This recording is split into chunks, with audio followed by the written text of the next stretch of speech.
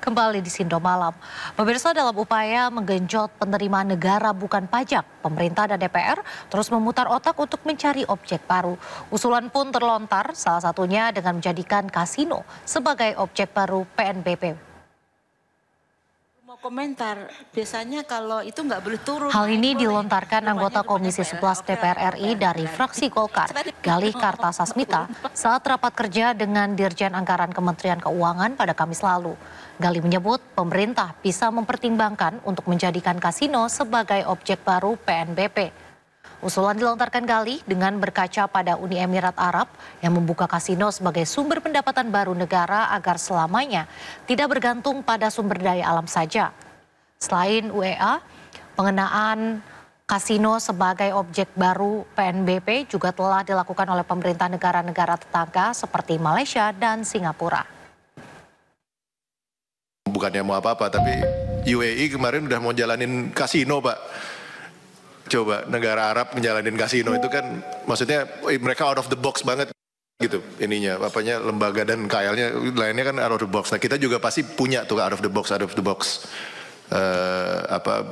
pemikiran-pemikiran lainnya gitu. Ini di sini maksudnya mungkin bisa ditekankan gitu ke KL-KL lainnya. Nah, tentunya ini juga kita semua sih Pak, kita juga akan membantu ke sana juga.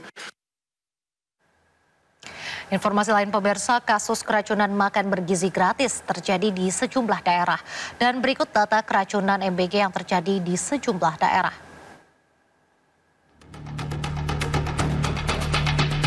Pada bulan Januari 2025, keracunan terjadi di dua daerah berbeda. Di Nunukan, Kalimantan Utara, 30 siswa SD dan SMA mengalami diare serta mual usai mengonsumsi ayam kecap yang menjadi menu MBG di sekolah. Sementara di Sukoharjo, Jawa Tengah, ada 40 siswa SD yang mengalami mual dan muntah setelah menyantap menu dengan ayam yang berbau tak segar. Di Sumba Timur, Nusa Tenggara Timur, 29 siswa mengeluh mual, muntah dan pusing serta sakit perut usai menyantap hidangan MBG. Di Pandeglang, Banten, 28 siswa SD juga mengalami gejala keracunan.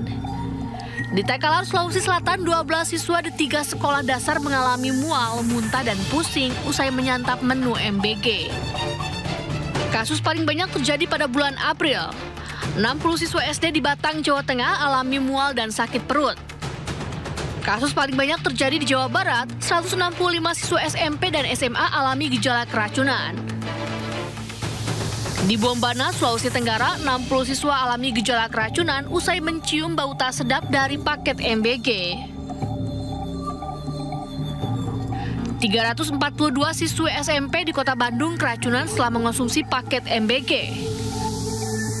Di Tasikmalaya, 400 siswa TK, SD hingga SMP alami gejala keracunan. Di bulan Mei, 121 siswa PAUD dan SMA di Kabupaten Pendukal Aba, Plematang Ilir, Sumatera Selatan keracunan. Hasil penyelidikan sementara penyebabnya adalah makanan dimasak lebih awal. Dan terbaru, 210 siswa TK hingga SMA di Bogor alami gejala keracunan, puluhan diantaranya dirawat di rumah sakit. Tim Liputan iNews melaporkan. Hasil uji laboratorium menu makan bergizi gratis yang menyebabkan 223 orang diduga keracunan di Bogor menunjukkan cemaran bakteri. Sementara belasan siswa yang diduga keracunan hingga kini masih dirawat di rumah sakit.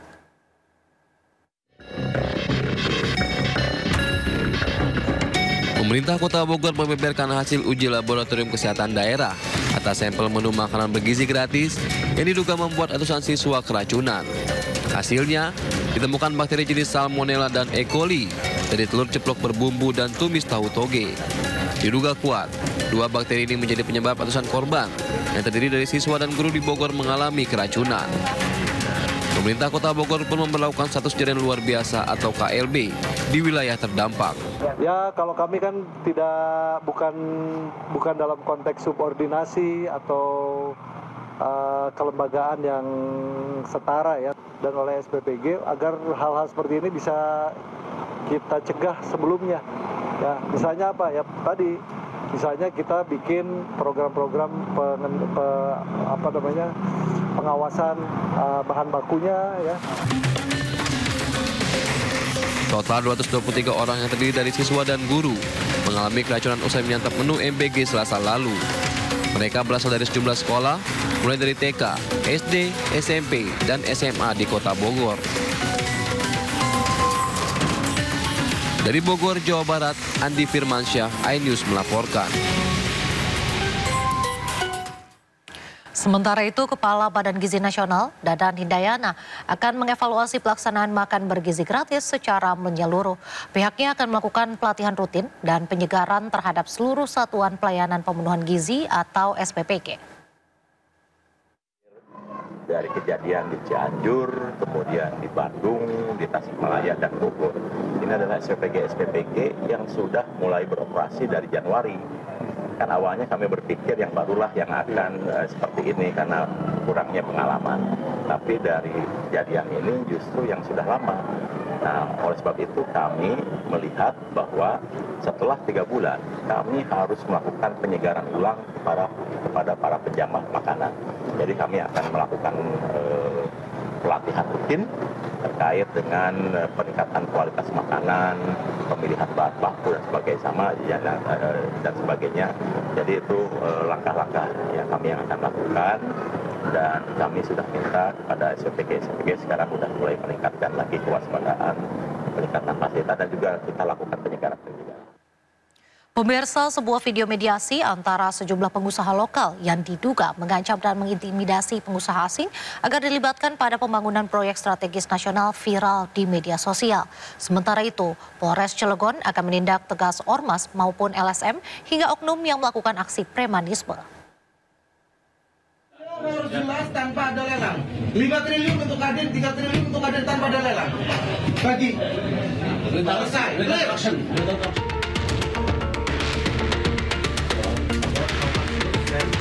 Sebuah video mediasi antara sejumlah pengusaha lokal yang diduga mengancam dan mengintimidasi pengusaha asing agar dilibatkan dalam pembangunan proyek strategis nasional viral di media sosial. Dalam video tersebut, sejumlah pengusaha lokal yang mengatasnamakan organisasi pengusaha Kota Cilegon diduga mengintimidasi seorang pengusaha dari salah satu perusahaan petrokimia dengan meminta dilibatkan dalam proyek perusahaan senilai triliunan rupiah kepada pengusaha asing tanpa lelang. Menyusul viralnya video tersebut, Kapolres Cilegon AKBP Kemas Indra Natanegara akan menindak tegas organisasi ormas maupun LSM hingga oknum yang berkedok premanisme.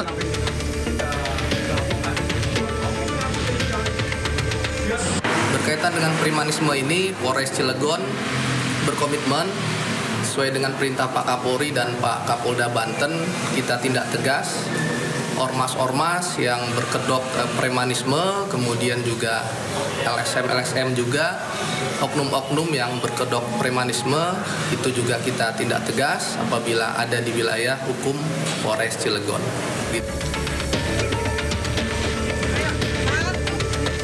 Sementara itu, Kapolres Cilegon juga telah memediasi antara kedua belah pihak agar tidak ada pengancaman maupun intimidasi terhadap proyek strategis nasional.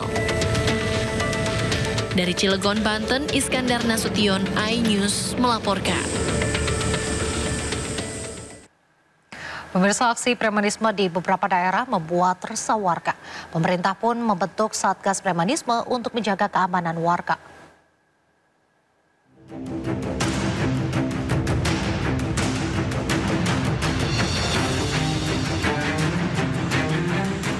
Aksi premanisme marak terjadi di berbagai daerah. Bentuk premanismenya pun beraneka ragam. Salah satunya berkedok organisasi masyarakat atau ormas. Tak hanya itu, ternyata premanisme juga berkedok juru parkir. Salah satunya yang terjadi di kawasan perbelanjaan Tamrin, Jakarta Pusat. Aksi premanisme ini langsung diamankan oleh polisi yang menyamar menjadi korban. Pemerintah, termasuk Presiden Prabowo Subianto, resah terhadap aksi premanisme yang mengatasnamakan ormas. Lantaran hal ini menciptakan iklim kurang kondusif di kalangan pengusaha. Terus terang kita juga merasakan keresahan karena seharusnya tidak boleh aksi-aksi premanisme yang apalagi dibungkus dengan organisasi-organisasi tertentu, mengatasnamakan organisasi-organisasi masyarakat, tetapi justru tidak menciptakan iklim berusaha yang kondusif. Pemerintah pun langsung bergerak cepat membentuk Satgas Anti Premanisme yang dipimpin oleh Menko Polkam. Sejumlah sanksi disiapkan bagi preman yang berkedok ormas, salah satunya pencabutan izin ormas. Tim Liputan iNews melaporkan. Satgas Premanisme berada di bawah kepemimpinan Menko Polkam Budi Gunawan. Dalam pelaksanaannya, Satgas ini akan bekerja sama dengan pemerintah daerah dan menteri-menteri terkait. Salah satunya adalah Kementerian Dalam Negeri. Jadi Satgas ini lebih utamanya adalah bagaimana menegakkan aturan-aturan yang sudah ada. Jadi siapa yang berbuat apa. Sekali lagi, yang kalau pidana ya otomatis penegak hukum kepolisian. Kalau yang berbadan hukum dari Kementerian Hukum. Kemudian kalau yang terdaftar di Kementerian Negeri, otomatis dari Kementerian Negeri. Salah satu sanksinya adalah membuat surat untuk melepaskan status keterdaftarannya. Apa resikonya ya ormas-ormas yang tidak terdaftar, yang dinyatakan tidak terdaftar ini tidak mendapatkan pelayanan fasilitas pemerintah. Pemirsa, aksi premanisme ormas di sejumlah daerah dinilai telah mengganggu iklim usaha sehingga membuat investor enggan masuk ke Indonesia. Banyaknya aksi ormas yang kebablasan membuat Menteri Dalam Negeri Tito Karnavian membuka peluang merevisi Undang-Undang Ormas.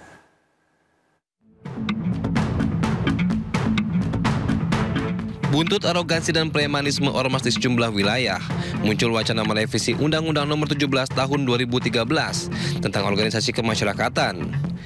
Revisi untuk mempercepat pembubaran ormas yang dinilai kerap mengganggu keamanan dan ketertiban di tengah masyarakat. Menteri Dalam Negeri Tito Karnavian membuka peluang merevisi Undang-Undang Ormas.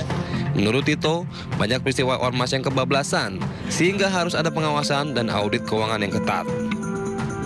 Namun, undang-undang bersifat dinamis sehingga perubahan situasi juga bisa memengaruhi isi dan pelaksanaan undang-undang. Wakil Ketua MPR RI Edi Suparno juga menegaskan bahwa pemerintah perlu segera mengambil tindakan tegas terhadap aksi premanisme oleh oknum anggota ormas untuk memberikan kepastian pada dunia usaha akan iklim investasi di tanah air. Gangguan terhadap pelaku usaha di sektor investasi itu sama saja dengan mengganggu target pemerintah untuk mengejar pertumbuhan ekonomi 8% tersebut. Nah, oleh karena itu kita harus segera melakukan tindakan terhadap aksi-aksi premanisme yang sering berkedok ormas tersebut. Pada dunia usaha kepada pelaku investasi bahwa Indonesia itu tidak akan mentolerir dalam tanda petik aksi-aksi koboi ya premanisme yang sering berkedok ormas tersebut.